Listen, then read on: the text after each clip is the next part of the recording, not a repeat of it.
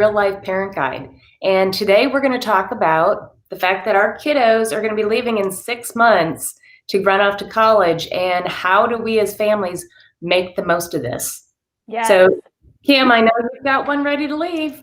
I am literally, and he has made the decision to actually go out of state. So, which is surprising because a year ago he wanted to be closer to home.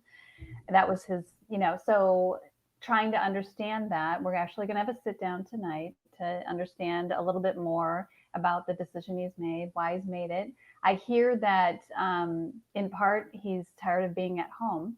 That's what he's telling us, and he Right? has. I'm sure they all are. Yeah, he's done virtual school by choice and has literally been home 98% of the time since last March. So it's not surprising to me, but it is a little bit worrisome to think that he'll be going off and being in a different state and has been home for so long. So that's our concern. Right. Well, and we've got 6 months, and it always cracks me up that some of the things, when I think back, that were surprising to me when I went off to college.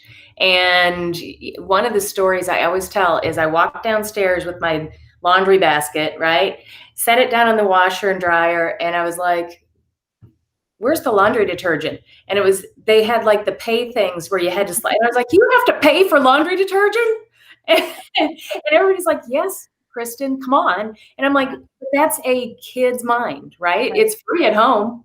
Right. You don't think about it. You don't think about these things. And so as a parent too, if this is your first child going off to school, I'm sure there's a level of anxiety about making sure that we've not only taught how to do laundry, but that we have all the stuff that's needed. And of course, you always get to the dorm and there's that run to Walmart or run to whatever. But Yeah. you're right. I mean, we can only, and I think it's important, and I'm sure you're going to share with us exactly all of the things that we should be doing and talking about with our kids before they go in these last 6 months. Also, finding some time to enjoy our kids for who they are and not make everything about this decision and this next step. I think Right. that's important. Yeah. So, Kim, I'll tell you, I think one of the biggest lessons that parents need to learn during this time frame is helping their kids by becoming the consultant, if they haven't done this already. And what I mean from that or about that is, when they were little, we kind of were in commander mode, where we told them what needed to be done, right? Then we kind of moved into coach mode, where it's like, well, you can do this or you can do that. What would you like to choose? And starting to help them make decisions. Then we went into counselor mode, where they're starting to hang out more with their friends, and they're more important, and how do they manage those relationships. And now, as we're sending them away, it's now time for us to say, you know what, I'm going to step back, be full on consultant for the most part. I think you still have to dabble into some of those other roles, and start asking more questions than what we're saying, than what we're telling them to do. Yeah, absolutely. Yeah. Well, and that goes to my point of sitting down with Maddox this evening, and that is to get his thoughts on how he got to the decision he made, because I think we want to learn what's his thought process, not to change it, or just to know where he's coming from, to understand his decision making, because this is a big decision, and to talk about why he's chosen not to go the other route. Or, I think really it's more, I think our kids, they spend, at least mine, spend a fair amount of time in their rooms and or on their computers or in front of whatever screen. And we don't always know how they've arrived at the decisions that they have. And I think it's really important in these last few months to get a good gauge on what our kids' thought processes are and decision-making skills are, you know. And as you know, it's kind of a fine line, in that you want to let them know that you're there to support them, Absolutely. and not have them feel like you're just in their stuff all the time. So, I mean, it's new territory for everybody. So, what are your thoughts, or how have you been doing this in your house to kind of ease that transition?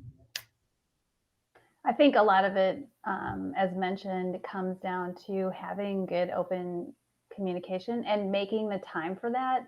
We obviously, the world has slowed down a whole lot. We're not quite where we were, but we're still pretty shut in for the most part. And I think making it a priority to have dinner and to talk with one another at dinner, but not make, I think myself included and my husband included, can make these last several months all about that one thing. And that's one aspect of my child's life. It is not who he is, or, he certainly has other interests other than going off to school. So I think it's super important as parents we keep that in mind.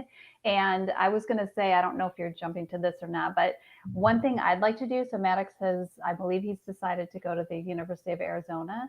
And I really think that going there for spring break, taking a drive, from Texas to Arizona. We've done that before, but I really think that going to visit the place, even if nobody's on campus, or, it's during spring break or whatever, I think it would be really wonderful for him to actually get the perception of how far a drive that is from home, and Right. lay of the land. Plus the fact that, quite frankly, we can't afford a big vacation and there's not many places to go, but it sure would be nice to get away from home for a couple of days. So Okay, so it's an inexpensive way for us to go visit where he's going to be, so he gets a little taste of it. So Mia gets to see, younger sibling gets to see, and just take that break that we need as a family for some connection time. yes, and I'll tell you what, when we were living in North Carolina, we did lots of trips to different campuses because number one, I just love college campuses. And obviously doing the work that I do with students, I like to see different campuses. But we visited a bunch, and even though they're not open, there's still kids walking around. There's still restaurants that are open. So even though it's not the full experience, I think you're dead on. I think that's completely right to go and just be there. Yeah, just like feel the vibe, Absolutely, because the vibe is still there. It's not quite the same, but it's still there. I mean, you're walking around campus, you're feeling what the buildings and what they feel like, and you're seeing the dorms. I mean, there's still that life there that you get to kind of experience. Yeah. So I think that's really smart. So maybe planning some kind of, and again, not everyone's first of all, we're very limited to how we can travel, but think out of the box. I would say to parents, I think going somewhere, even if it's, in our case, Broken Bow, or, having an experience with your family away from home before your child goes. I think vacations, can be one of the most bonding times that families have. So, absolutely. And you brought up something a little bit earlier about, before I say that, we've got some people watching. If you've got any questions for Kim and I, please put them in the chat. If you want to chime in about something we're talking about, we are happy to have you do so. So one of the things that you had brought up earlier is this incessant talking about college, and that it isn't, right? It's not the only thing that's going on in their life right now. So one of the things that we suggest is you pick a night. It might be Sunday dinner, Thursday dinner, whatever works for your family. And that is the day that you just kind of do the download on college stuff. You let every other day go, you live your life. And if your child comes to you on any other day, yes, welcome it all day long. But the day that you're sitting down as a family, pick one and move on. And you've been through this. So this time frame, this last 6 months, is tough, right? Because like you said, you've got senioritis going on. They're ready to go. They're chomping at the bit. They're excited. They're scared. We're excited. We're scared. And, as much as normal as you can make that, the better. And just realize kind of the emotions that are going on in the household. Right. And recognize that, acknowledge it. Yeah. So, there are a few things that we can also, let's get into some of this tactical stuff that we can help our kids with before they go, because as I told you earlier about my teenage brain when I went off to college, what are those other things? Let's help moms and dads figure out the things that they should probably tell their kids before they go off to college.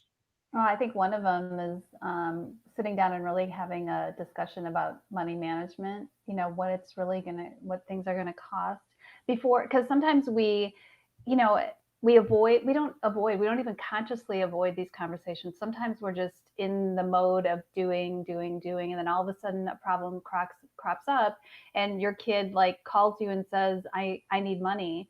And you're like, wait a minute, you had an allotment of $200 spending money. It's only the 10th of the month.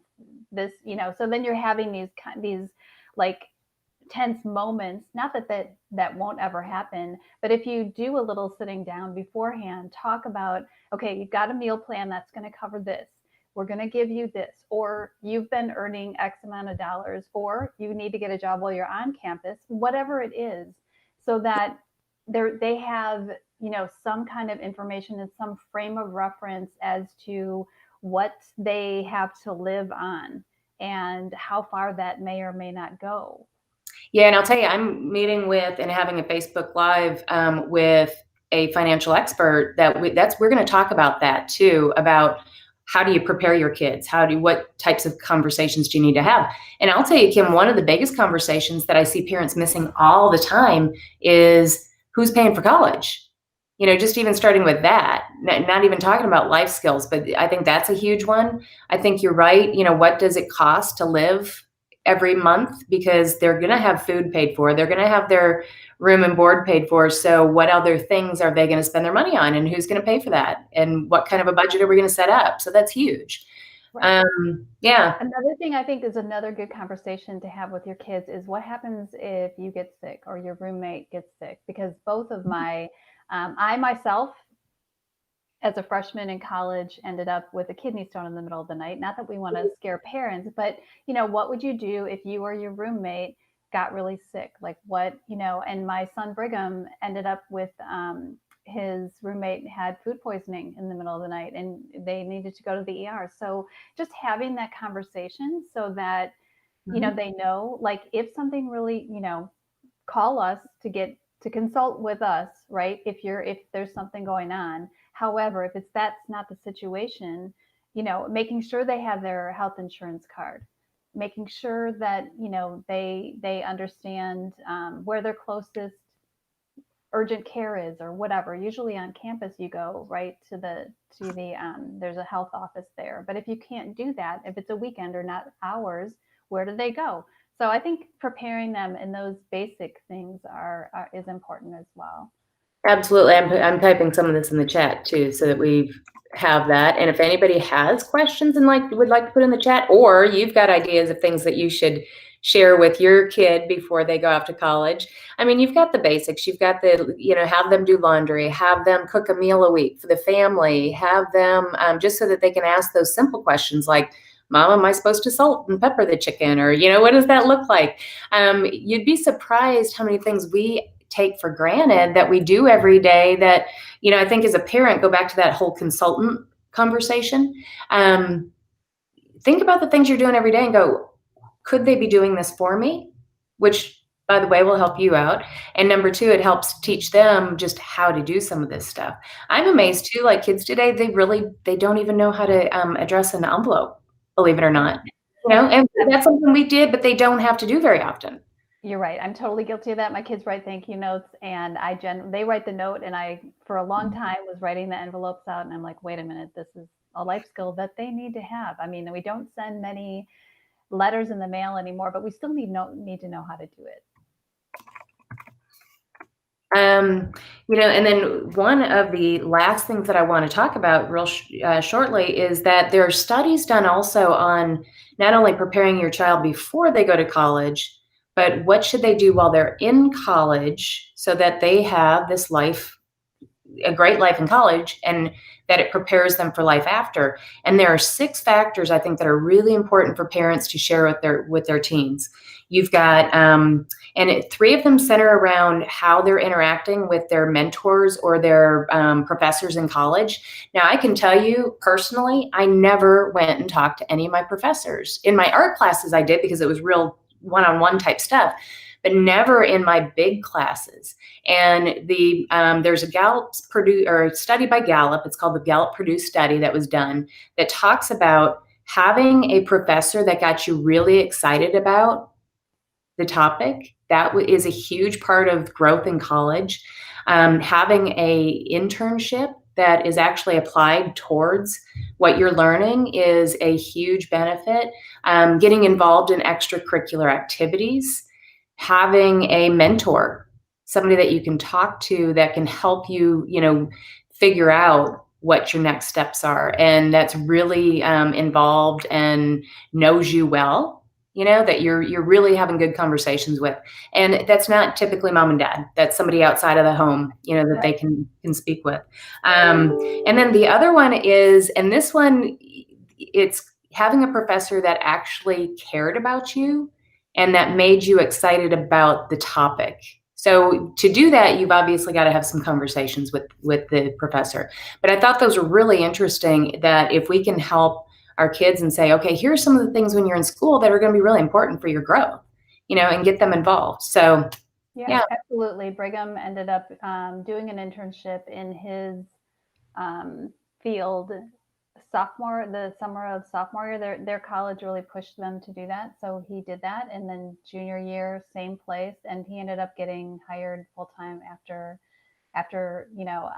interning there for a couple of summers. So I think that I think that's not going to be the case with everyone, but if you can work in the field that you want to go into prior to that, I mean, what better experience than that?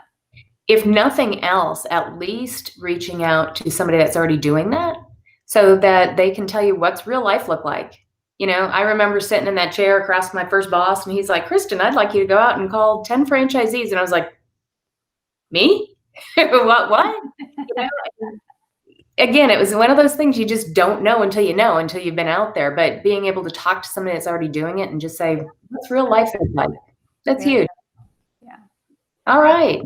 Kim, as always, thank you so much. It's always a ton of fun talking with you, and catch us next time. We'll be doing Facebook Lives coming up.